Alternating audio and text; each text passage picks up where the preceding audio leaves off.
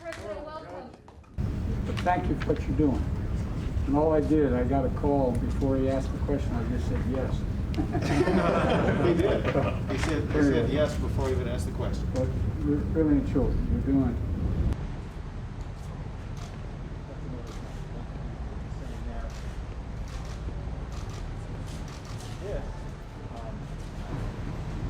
Jill and I wanted to visit Texas today for a couple of reasons. First and foremost, to let the people of Texas know our prayers are with you in this aftermath of this winter storm. And secondly, to let you know what I told Governor Abbott and Mayor Turner and Judge Hidalgo and the congressional delegation, that we will be true partners to help you recover and rebuild from the storms and this pandemic and the economic crisis. We're in for the long haul. The Federal Emergency Management, FEMA, is providing millions of gallons of water and millions of meals, direct assistance to uninsured homeowners to repair the damage burst pipes caused to millions of homes across this state.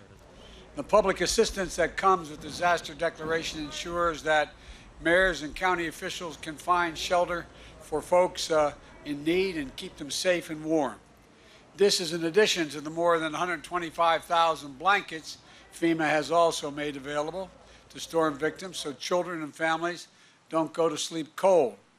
FEMA, working with the Defense Logistics Agency and the Army Corps of Engineers from the Defense Department, has made generators and diesel fuel available to hospitals, nursing homes, and other critical facilities to keep the lights on and speed power restoration along its way.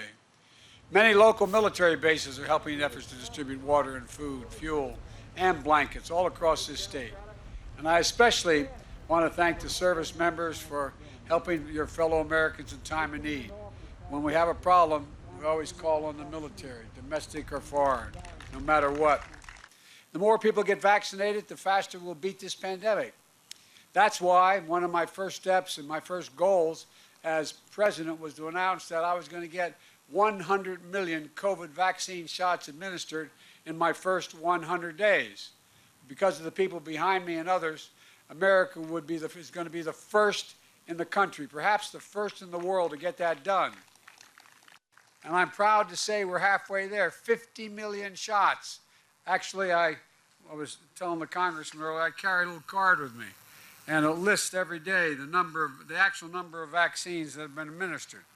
As of today, as of last night, 503,587. Every single one matters in just 37 days. The weeks ahead of schedule. We're weeks ahead of schedule. Even with setbacks from the winter storm, we're moving in the right direction. And we've all seen the news about Johnson & Johnson vaccine. Today is just the third safe, effective vaccine. And it's out. They've approved it today. We're going to use every conceivable way to expand manufacturing of the vaccine, the third vaccine, to make even more rapid progress in getting shots in people's arms. Here's what else we're doing. We're increasing the number of vaccinators. The people putting the vaccine, one thing to have the vaccine, another thing to get in people's arms. We brought back retired doctors and nurses by executive order, allowed that to happen. We've already deployed more than 1,500 professionals, medical professionals. You see during the natural disasters from FEMA, our commissioned corps from the Department of Health and Human Services and the Defense Department, including the National Guard. And we're lining up thousands more.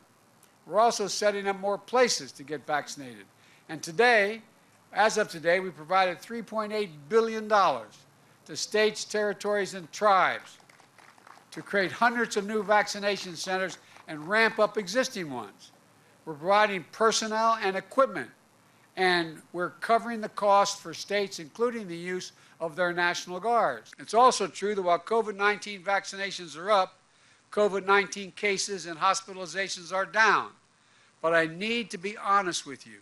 I said from the beginning, like Roosevelt, who said, I'll shoot you straight from the shoulder. You can handle anything as long as you're told the truth.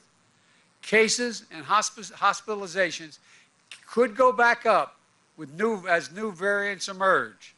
And it's not the time to relax. We have to keep washing our hands, staying socially distanced, and for God's sake, wear your mask. Wear your mask. It's not a political statement.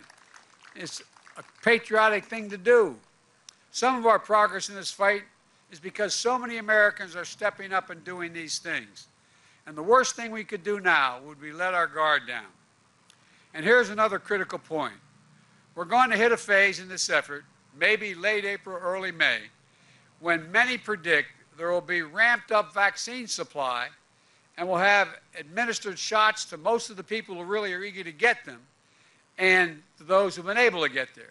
But at the same time, the warning is there'll be people who live in hard-to-reach areas who can't get the shots, and there are folks who are hesitant to take the shots. We all know there's a history in this country of subjugating certain communities to terrible medical and scientific abuse. But if there's one message that needs to cut through all this, the vaccines are safe. I promise you, they are safe and effective. Listen to Dr. Fauci. Listen to the scientists who developed them through extensive and rigorous review. I did, and I took my shot publicly to demonstrate to the American people it's safe and effective.